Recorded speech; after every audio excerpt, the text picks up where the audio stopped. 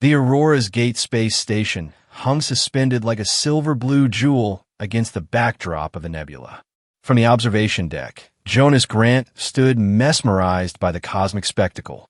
Streams of violet and turquoise gases swirled behind the station's massive transparent walls, making him feel both incredibly small and inexplicably significant at the same time.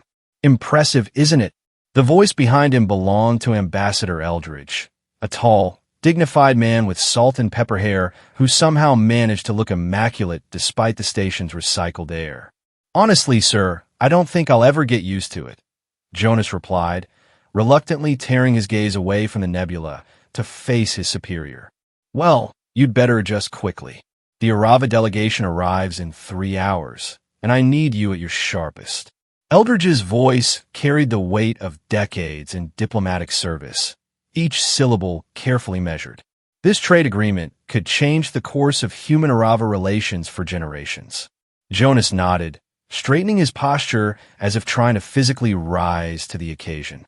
At 32, he was among the youngest members of the Terran Alliance Diplomatic Corps, a position he'd earned through a combination of linguistic aptitude, quick thinking, and what his former instructor had called an infuriating amount of natural charm. That charm, however, came with its counterpart, a tendency to speak before fully considering the consequences. "I've reviewed all the briefing materials, sir. The Arava wants secure passage through the Cygnus corridor, and we want access to their gravitational stabilization technology. Seems straightforward enough." Jonas tried to sound confident. Ambassador Eldridge's expression darkened slightly. "Nothing about the Arava is straightforward, Grant. They're methodical, reserved, and highly ritualistic. One wrong word could set negotiations back months." He placed a firm hand on Jonas's shoulder. "You're here because you understand complex linguistic nuances, not to improvise." "Understood, sir. I'll be the model of diplomatic restraint," Jonas promised, managing to keep a straight face despite the irony of the statement. His reputation for occasional verbal impulsiveness was well known. As Eldridge departed, Jonas returned his gaze to the nebula outside. Somewhere out, there was the approaching Arava vessel, carrying delegates who remained largely mysterious despite decades of limited contact. The Arava were humanoid, taller than the average human, with iridescent skin tones and advanced biological technology that had human scientists baffled. Beyond these basics, much of their culture remained enigmatic. 3 hours later, Jonas stood with the rest of the Terran delegation in the station's grand reception hall. His palms felt clammy despite the carefully controlled temperature, and he repeatedly checked his translator earpiece. The Arava had their own translation technology, but were known to test humans by occasionally speaking without it. A soft chime echoed through the hall, signaling the arrival of the Arava ship. The station's docking procedures were always a marvel of engineering. Massive airlocks, gravitational adjustments, and atmospheric equalizations happening in perfect synchronicity. But today, Jonas barely noticed the technical display. His attention was fixed on the inner doors as they began to slide open with ceremonial slowness. The Arava entered not with the pomp one might expect from an advanced spacefaring civilization, but with understated grace. Their movements were fluid and precise, like a carefully choreographed dance. Their attire was unlike anything in human fashion, biomechanical suits that seemed to shift and adapt to their environment, decorated with intricate engravings that caught the light as they moved. At the delegation's center walked a figure slightly taller than the rest. Even without prior briefing, Jonas would have recognized her as someone of importance by the way the other Arava subtly oriented themselves around her. This, he knew, was Ara Vin, Guardian Commander of the Arava Diplomatic Security Force. Her biomechanical armor had more elaborate engravings than the others, with faint golden patterns that seemed to pulse with her movements. But it was her eyes that truly captured Jonas's attention. Unlike the varying blue and green tones of her companions, Ara's eyes shone a deep amber gold, with small flecks that caught the light like miniature stars. They were mesmerizing, alert, intelligent, and seemingly ancient in a face that otherwise appeared youthful. The formal introductions began, with Ambassador Eldridge stepping forward to greet the Orava leader, High Emissary Vox Talon. Protocol dictated that subordinates like Jonas remain silent during this initial exchange, speaking only when directly addressed. He maintained his diplomatic posture, but couldn't help stealing glances at the Guardian commander, whose golden gaze methodically surveyed the human delegation with unreadable intent. The formalities concluded, and the two groups began to mingle in the carefully orchestrated reception that followed. Attendance circulated with refreshments specifically researched to be acceptable to Orava biology. Jonas was tasked with engaging the lower-ranking Orava diplomats, an assignment meant to give him experience without risking major diplomatic incidents. He was in the midst of a stilted but polite conversation about stellar navigation with a young Orava attaché when he turned and nearly collided with Ara Vin. Up close, she was even more imposing, almost a full head taller than Jonas, with perfect posture that made him instinctively straighten his own spine. "Guardian Commander," he said, inclining his head in the gesture of respect he'd been briefed on. "I apologize for my clumsiness." Ara didn't immediately respond, simply studying him with those remarkable golden eyes. The moment stretched long enough to become uncomfortable, and Jonas felt the familiar tingle in his throat that usually preceded one of his ill-advised comments. Asterisk, don't improvise. Don't say anything unnecessary. Just smile and nod. Asterisk. But her eyes, they were truly extraordinary, like nothing he'd ever seen. Before he could stop himself, the words tumbled out. "Your eyes are beautiful." The reaction was immediate and unsettling. Every Orava within earshot froze, their conversations halting mid-sentence. The ambient sound in the reception hall seemed to drop several decibels. Ara Vin herself went completely still, her golden eyes widening slightly, the first real expression Jonas had seen on her face. His stomach plummeted. Something was wrong. Very wrong. Ara stared at him for what felt like an eternity before turning without a word and walking away, her movements now stiff compared to her earlier fluid grace. The other Orava gradually resumed their conversations, but with a palpable tension that hadn't been present before. Jonas felt a firm grip on his arm and turned to see Ambassador Eldridge, whose controlled diplomatic expression did little to mask the fury in his eyes. "My office. Now," Eldridge hissed through barely moving lips. 10 minutes later, Jonas stood like a schoolboy before the ambassador's desk as Eldridge paced the room. "Do you have any idea what you've done?" Eldridge finally said, his voice dangerously quiet. "I complimented her eyes?" Jonas ventured, already knowing this was grossly insufficient. "You didn't compliment her eyes, Grant. You initiated a deeply significant cultural interaction without authorization or understanding." Eldridge ran a hand through his hair in frustration. "We had teams of cultural anthropologists working for months to prepare us for this meeting, and you managed to cause an incident within the first hour." "Sir, I genuinely don't understand what happened," Jonas admitted, his voice smaller than he intended.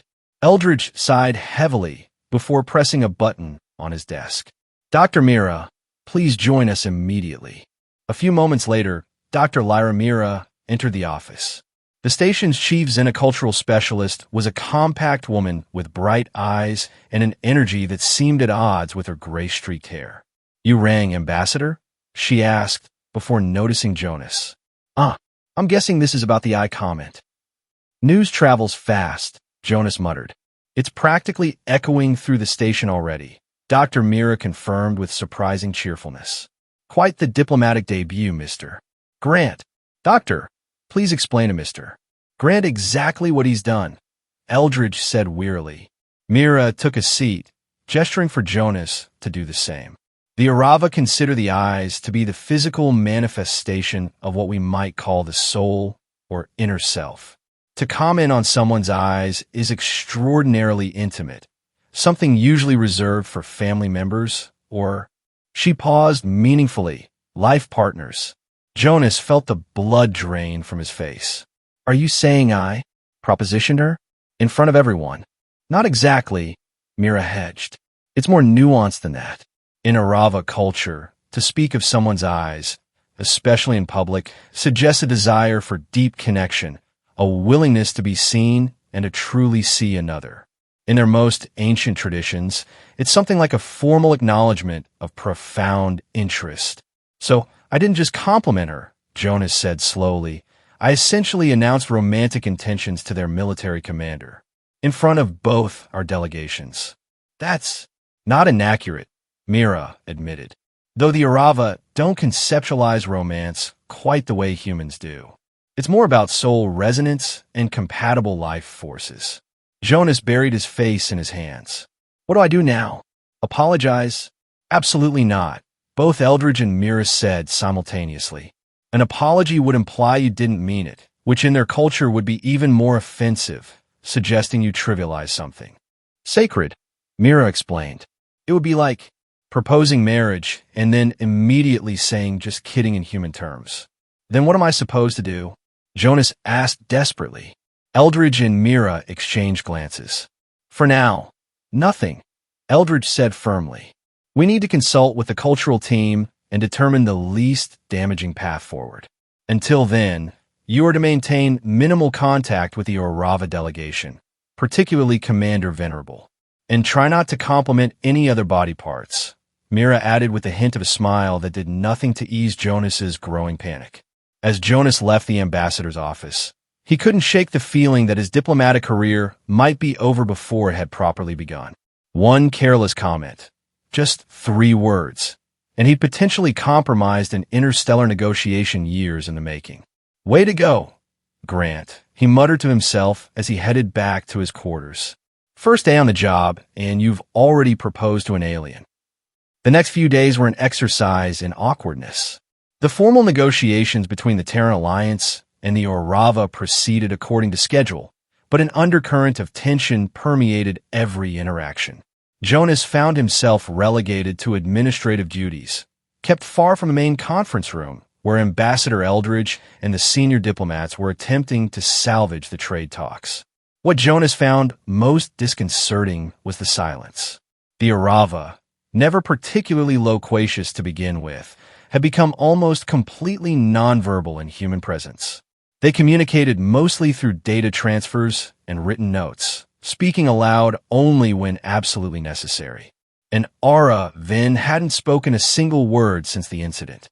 Her silence was particularly conspicuous because, as Jonas learned from Dr. Mira, the Guardian commander was respected among her people not only for her combat prowess, but for her wisdom and oratory skills. Yet now she sat in meetings like a statue, her golden eyes occasionally finding Jonas across rooms and corridors before quickly looking away. It's getting worse, Jonas confided to Dr. Mira in the station's hydroponic garden, one of the few places they could speak privately. The trade negotiations are stalling. Eldridge looks like he hasn't slept in days. Mira absently stroked the leaves of a genetically modified fern. The Orava are waiting. For what? For you to respond appropriately to your own declaration, she said simply. But I don't know what the appropriate response is, Jonas exclaimed, startling a maintenance worker tending to the irrigation system. He lowered his voice. You told me not to apologize. Eldridge told me to keep my distance. What am I missing? That's the problem with cross-species diplomacy, Mr. Grant. Sometimes we don't even know what questions to ask. Myra's expression turned thoughtful. I've been reviewing ancient Orava cultural texts from their early contact period. There's a concept they call the Silent Warrior's Creed, which means, in their tradition, those who choose the warrior's path, like Commander Van, subscribe to the belief that words should be used sparingly, save for moments of genuine significance. The more significant the statement, the longer the silence that follows, allowing the words to resonate fully. Jonas leaned against a planter. So her continued silence is potentially a measure of how seriously she's taking her comment, Mira finished. In human terms, it's as if she's giving weight to what happened between you. But nothing happened between us. I just blurted out something inappropriate because I wasn't thinking. Mira smiled gently. Intent and impact are different things, Mr. Grant. In diplomacy, as in life, we're judged by the consequences of our actions, not our intentions. Before Jonas could respond, his communicator buzzed with an incoming message. It was text only from the station's security office. Asterisk package delivery for Terran diplomat Jonas Grant. Security clearance required for release. Origin, Orava delegation, asterisk. A package. Jonas looked up at Mira, perplexed. Why would they send me something? Myra's eyes widened. This could be significant. Orava rarely exchange physical objects with non-Orava. An hour later, after clearing the necessary security protocols, Jonas stood in his quarters staring at a small metallic box. It was roughly the size of his palm, made from a material that resembled brushed silver but felt warmer to the touch. Intricate engravings similar to those on Ara's armor decorated its surface, shifting slightly as the light hit them from different angles. Should I open it?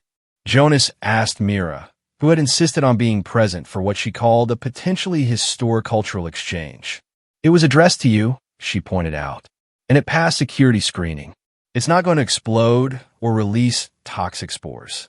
That's reassuring, Jonas muttered, but carefully lifted the lid nonetheless. Inside, nestled in a bed of what looked like iridescent fibers, was a crystal roughly the size of his thumb. It emitted a soft, pulsing amber light that matched the color of Ara's eyes. When Jonas cautiously lifted it from the box, it seemed to warm in his palm, the pulsing light quickening slightly. What is it? He whispered. Mira was staring at the crystal with an expression of mingled shock and reverence. If I'm not mistaken, and I very much hope I am, that's a shard of oath. A what? A ceremonial object from Orava tradition. They're incredibly rare and personal. Mira carefully reached out a finger, hovering it over the crystal without touching. These are typically exchanged only during the most significant life events or binding agreements. Jonas felt his mouth go dry. Binding as in commitments that cannot be broken without severe consequences, Mira said gravely. This isn't just an acknowledgement of your comment, Mr. Grant. This is a response. What kind of response? Jonas asked, although part of him was afraid he already knew. I believe Commander Venn has formally accepted your overture. Mira stepped back, looking suddenly exhausted. Ambassador Eldridge is going to need a drink when he hears about this. The following days brought no clarity, only more complications.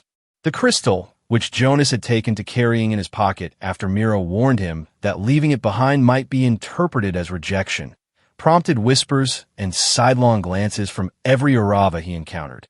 The human staff, meanwhile, seemed divided between those who found the situation amusing and those who blamed him for the increasingly frosty negotiations. Ambassador Eldridge, upon learning of the crystal, had indeed poured himself a stiff drink before delivering a lecture on protocol that left Jonas's ears ringing. But beneath the ambassador's frustration was a current of begrudging acceptance. What was done, and they now had to navigate the unexpected turn of events as best they could. Jonas's repeated attempts to learn more about the crystal's significance yielded contradictory information.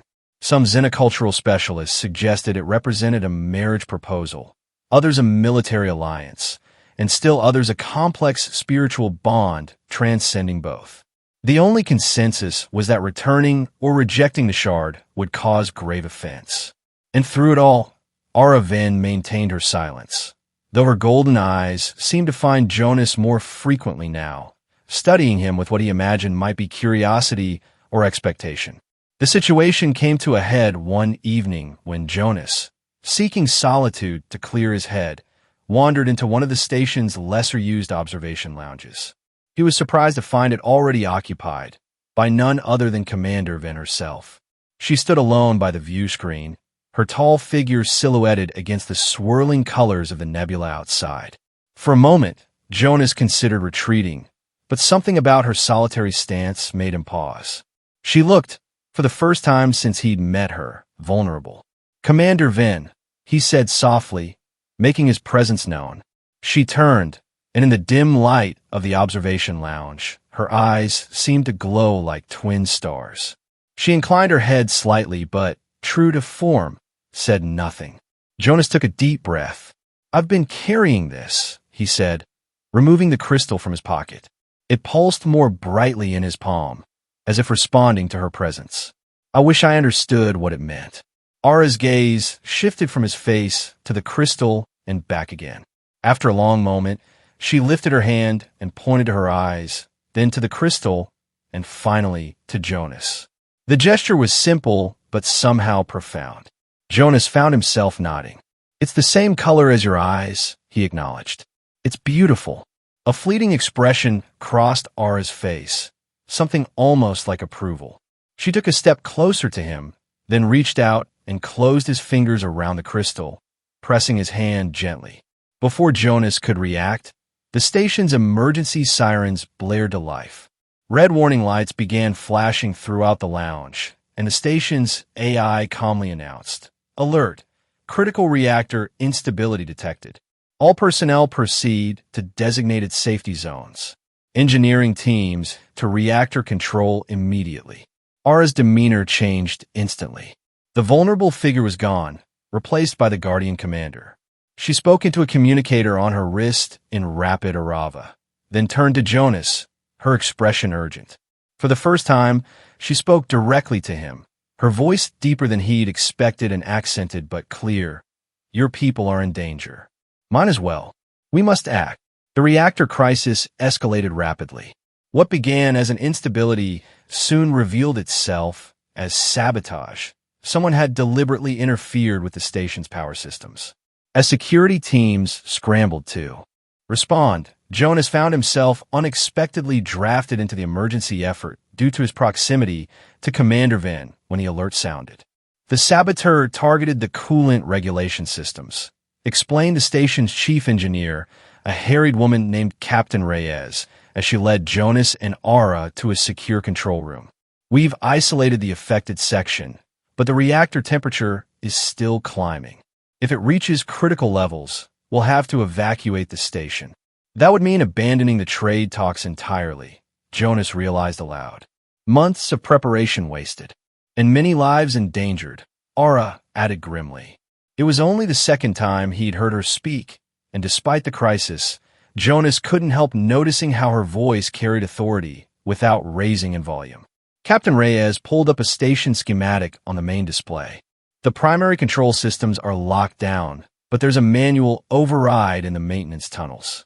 Someone needs to reach it and activate the emergency cooling protocols. The maintenance tunnels run adjacent to the affected area," Jonas pointed out, studying the schematic. "Radiation levels must be spiking." "They are," Reyes confirmed. "Standard protection won't be sufficient. That's why we need," she hesitated, glancing at Aura. "Arava biological armor," Aura finished. "It can withstand radiation levels that would be lethal to unprotected humans." She touched the intricate patterns on her armor. "But I cannot navigate your station systems alone." Her golden eyes fixed on Jonas with unmistakable meaning.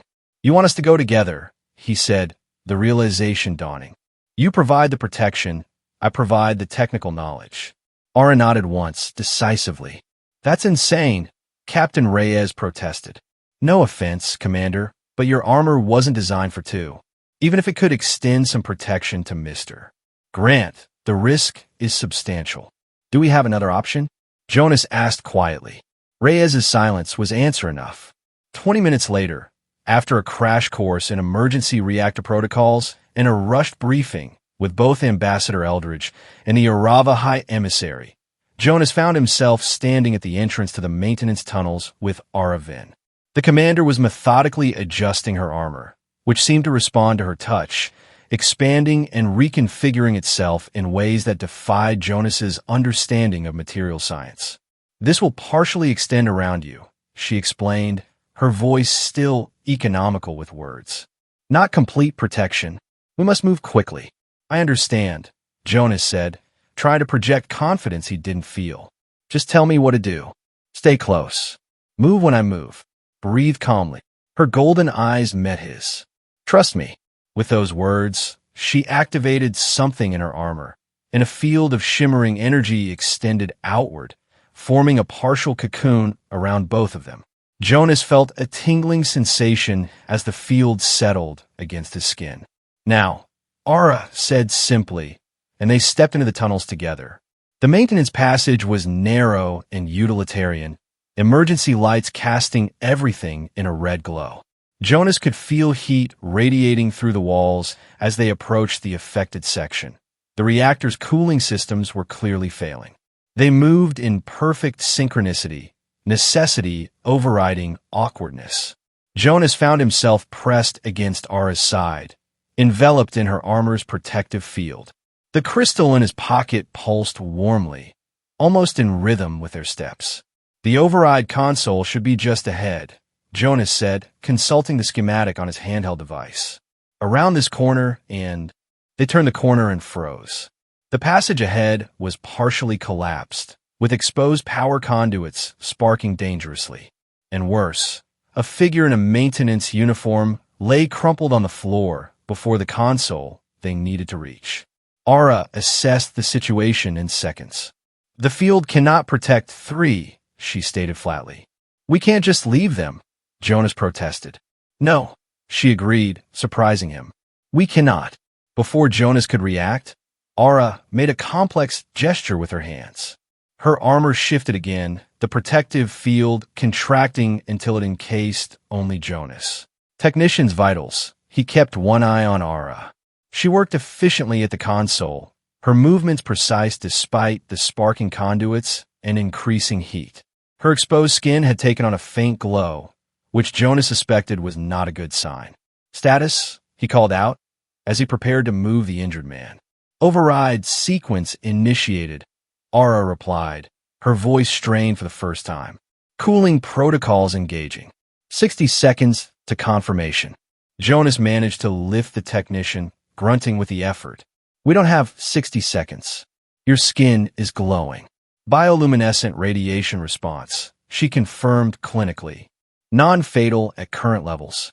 45 seconds remaining." Jonas made a decision.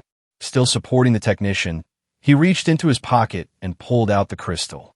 It was pulsing rapidly now, almost bright enough to illuminate the corridor. "Your crystal," he said, holding it out to her. "Take it back. Maybe it can help you somehow." Ara turned from the console, her golden eyes widening at his gesture.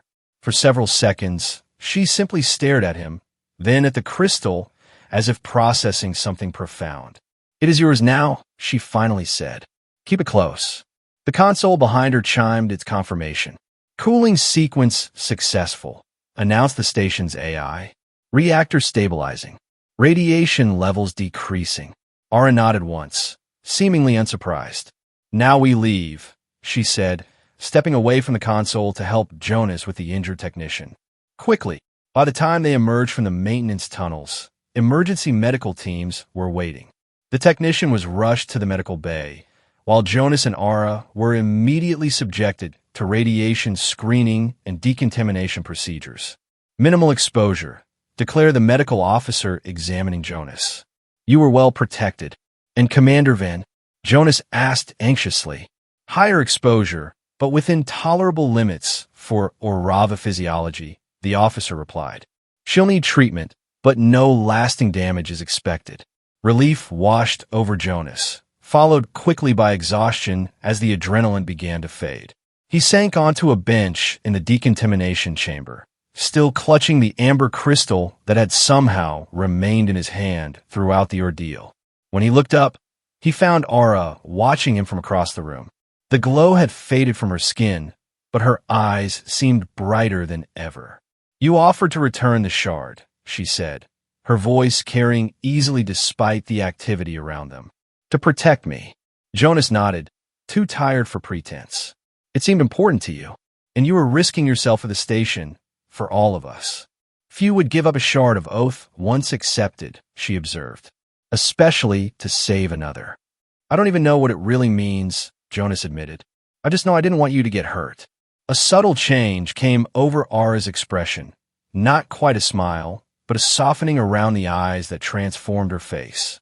"Perhaps you understand more than you realize, Jonas Grant." Before he could respond, they were separated for further medical treatment, but the exchange left Jonas with a strange sense of hope amid the exhaustion. The reactor crisis changed everything. What had been stalled negotiations suddenly gained new momentum, as both sides recognized what they had accomplished together in the face of danger. The Arava, impressed by the quick response of the station crew, and particularly by Jonas's willingness to risk himself, began showing unprecedented openness in the trade discussions. Ambassador Eldridge, seizing the opportunity, pushed for rapid progress on the key points of contention.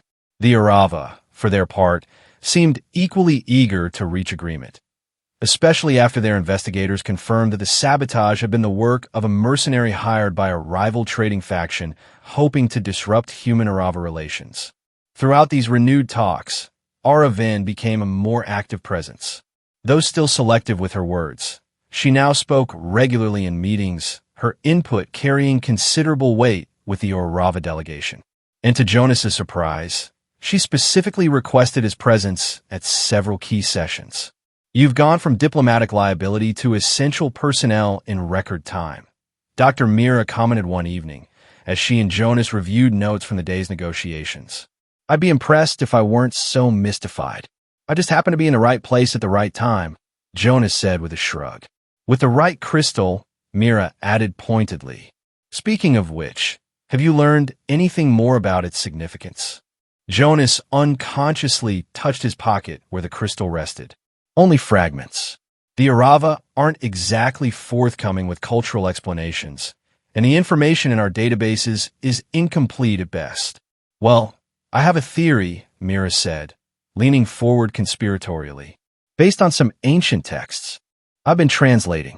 The Shard of Oath isn't just a ceremonial object. It's a physical piece of what the Arava call soul essence. Specifically, Commander Ven's essence." Jonas stared at her. "Are you saying this crystal is part of her?" "In a manner of speaking. It's complicated and mystical and scientific all at once, which is typical of the Arava." Mira tapped her finger against the table thoughtfully. "But the important thing is, by accepting it, you entered into a form of bond with her. And by offering to return it to save her, you demonstrated that you value her well-being above the bond itself. Which means, Mr. Grant, that you may have accidentally done exactly the right thing, in exactly the right way, at exactly the right time." Mira smiled. "Sometimes diplomacy is about skill and preparation, and sometimes it's about dumb luck and genuine human decency." The trade agreement was finalized 3 days later. In a formal ceremony held in the station's Grand Hall, Ambassador Eldridge and High Emissary Vox Talon signed the document that would establish secure passage through the Cygnus Corridor for Arava vessels and provide the Terran Alliance with access to gravitational stabilization technology.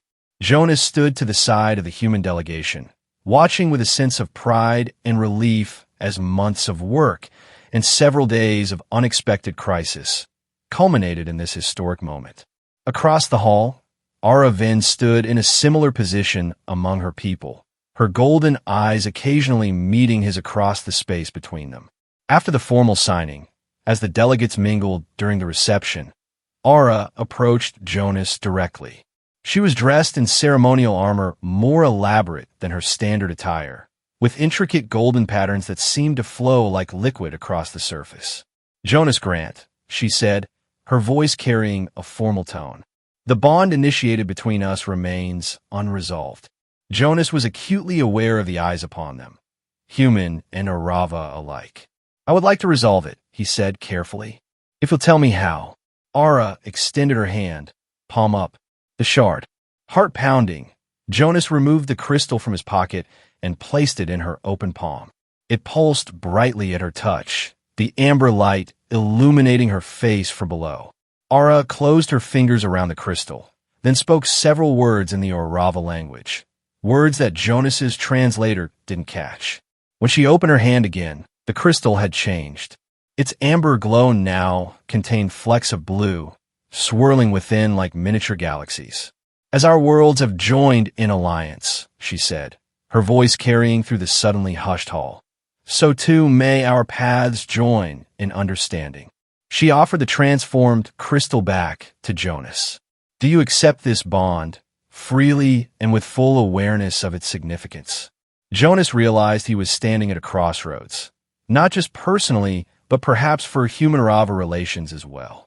Despite not fully understanding the nature of the bond, he knew with certainty that he wanted to explore where it might lead. "I accept," he said clearly, taking the crystal back. It felt warmer now, the dual colors pulsing in a harmonious rhythm. A murmur ran through the assembled delegates, and Jonas noticed Ambassador Eldridge watching with an expression that mixed concern and fascination. But it was Dr. Myra's face that caught his attention. Her eyes were wide with wonder, her hand covering her mouth as if to contain an exclamation. Ara nodded once, solemnly. "That it is done." She glanced around at the onlookers, then added in a lower voice meant only for Jonas, "There is much you still do not understand about our ways. If you are willing, I would teach you." "I'd like that," Jonas replied honestly. Something close to a smile touched Ara's lips. "The Arava Cultural Exchange Program begins next month. We have requested your assignment as Terran Liaison. A permanent position. Semi-permanent. Initial duration of 1 Earth year." There was a hint of uncertainty in her golden eyes now. If that is acceptable. Jonas thought about what this meant. A year away from Earth, immersed in Arava culture, working closely with Ara. A year to explore whatever this connection between them might become. It was terrifying and exhilarating in equal measure. "Completely acceptable," he assured her. "I look forward to learning more about the Arava. About you." Ara's almost smile deepened slightly. "You have much to learn, Jonas Grant." Beginning with why one does not comment on an Arava's eyes upon first meeting. "I think I figured that part out," Jonas said with a chuckle. "Though I can't say I regret it, all things considered."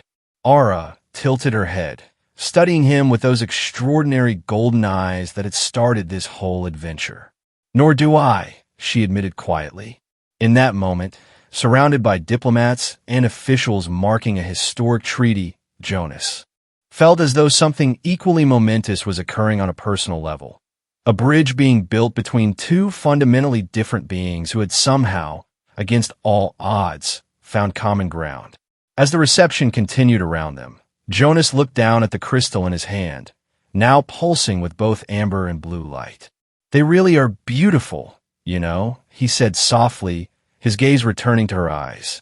Ara didn't respond verbally, but the slight incline of her head spoke volumes. Acceptance, acknowledgement, perhaps even gratitude. There was something profoundly meaningful in her speechlessness, a communication beyond words that resonated with the pulsing crystal between them. The following weeks were a whirlwind of activity as the newly signed treaty began implementation.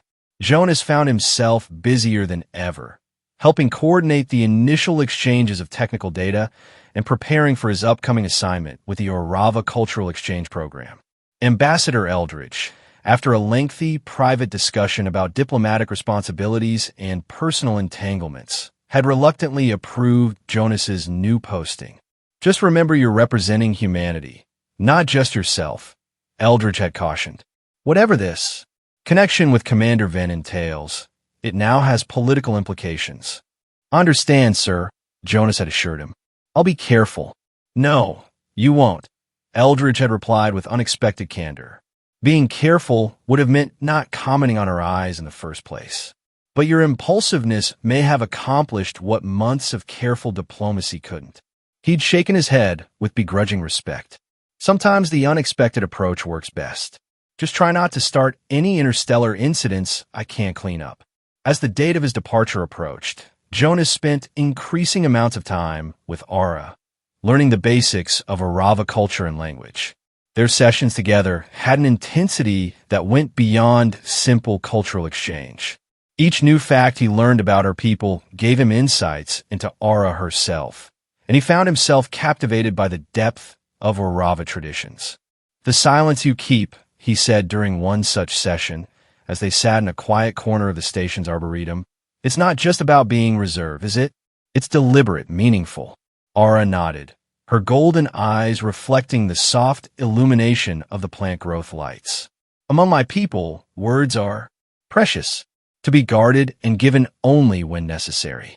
She touched the insignia on her armor that marked her as Guardian Commander. For warriors, this is especially true. We believe each word spoken diminishes its power, unless saved for the right moment. So when you do speak, Jonas began, it carries the weight of all the silences that came before she finished. Yes, Jonas considered this, fidgeting with the crystal that he now wore on a simple chain around his neck. That's why everyone reacted so strongly when I commented on your eyes. Not just because of what I said, but because as a human, I say so many things so often that to the Arava, it must seem like our words have no weight at all. A perceptive observation, Ara acknowledged. Many Arava find humans overwhelming in their constant speech. Yet there is also something admirable in your openness. A ghost of a smile touched her lips, though perhaps commenting on eyes upon first meeting remains inadvisable. Jonas laughed. I'm never going to live that down, am I? Would you want to? Ara asked, her tone suddenly serious. If you had not spoken those words, we would not be here now, preparing for this exchange. Our peoples might still regard each other with suspicion rather than cautious optimism. Jonas looked down at the crystal, which seemed to pulse in time with his heartbeat. No, he admitted, I wouldn't change it.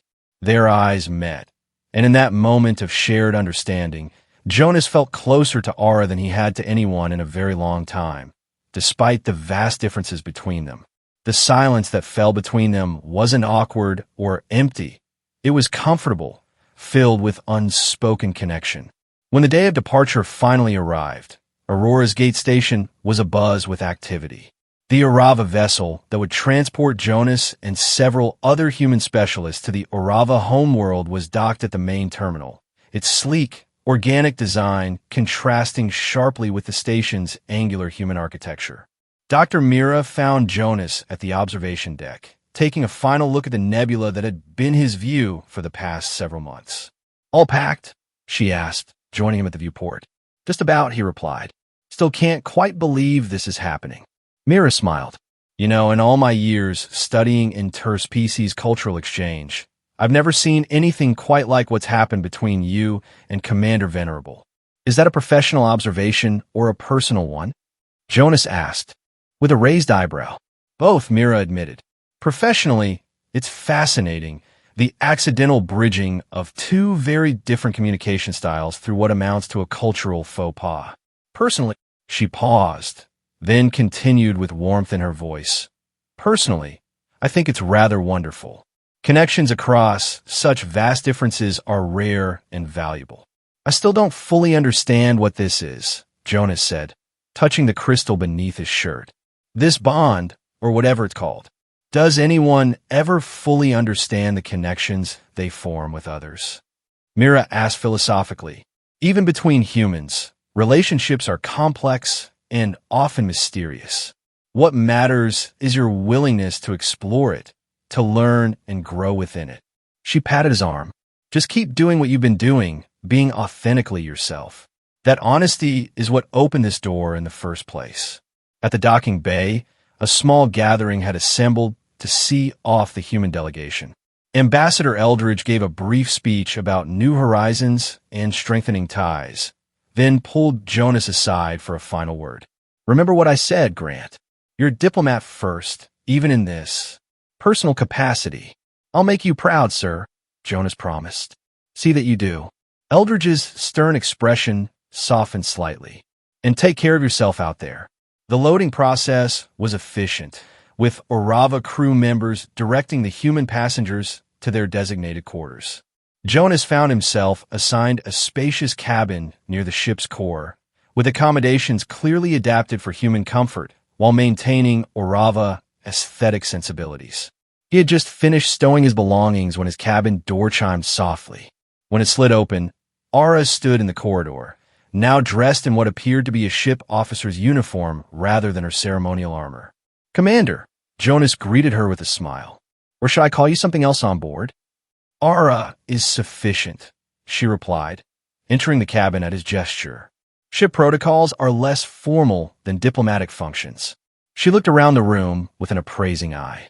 Are these accommodations acceptable? More than acceptable, Jonas assured her. I appreciate the effort made to accommodate human needs. Ara nodded. This journey will take 16 of your Earth days. It will give us time to prepare you for arrival on Arava Prime. She hesitated, then added, few humans have visited our homeworld. Your presence will attract attention because of my role in the treaty. Ara's golden eyes fixed on him with that now familiar intensity. Because of your role with me, she corrected. Bearer of my shard. Jonas felt a flutter of nervousness. Am I going to be expected to perform some kind of ceremony or ritual when we arrive? Several, Ara confirmed, with what might have been amusement in her eyes. But I will guide you through them. That's somewhat reassuring, Jonas said, not entirely convinced. Ara stepped closer, her tall frame making the cabin feel suddenly smaller. Jonas Grant, she said, her voice low and serious. I would not have offered you the shard if I did not believe you capable of meeting these challenges. When you spoke of my eyes that first day, you acted without knowledge but with genuine feeling. That authenticity is rare and valued among my people, despite appearances to the contrary. I'm trying to understand, Jonas said honestly. Your culture, your traditions, this bond between us. I just don't want to make more mistakes. Mistakes can be pathways to truth, Ara said, sounding almost philosophical. The question is whether one learns from them. She touched the spot on his chest where the crystal lay beneath his shirt, the gesture startlingly intimate. You have shown your capacity to learn. The ship's announcement system chimed, followed by a voice speaking in the Arava language, then repeating in standard. Departure sequence initiating. All crew to stations. Ara stepped back. I must return to my duties. We will speak more once we are underway. I look forward to it, Jonas said, meaning it. After she left, Jonas moved to the cabin's small viewport, watching as the ship disengaged from Aurora's gate. The massive space station slowly receded into the distance, the swirling colors of the nebula forming a backdrop that made the moment feel appropriately momentous. He touched the crystal through his shirt, feeling its warmth pulse against his skin. Whatever lay ahead on Arava Prime, whatever ceremonies or challenges or diplomatic responsibilities awaited him, he faced them not with trepidation, but with anticipation. This journey, beginning with 3 impulsive words spoken in a moment of genuine admiration, was taking him farther than he'd ever imagined, both literally and figuratively. Your eyes are beautiful, he whispered to the stars, a smile playing on his lips. Who knew those 4 words could change everything? As the ship accelerated into faster-than-light travel, the view outside his window transformed into the streaking patterns of hyperspace.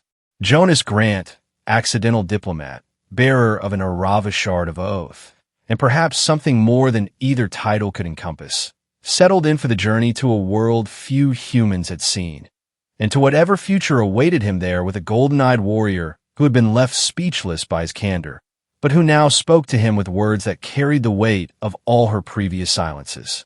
It wasn't the diplomatic assignment he had expected when he'd arrived at Aurora's gate months ago. It was something far more interesting, and, he suspected, far more meaningful. A connection across the stars, begun with a simple observation about a pair of remarkable eyes. And he wouldn't have had it any other way.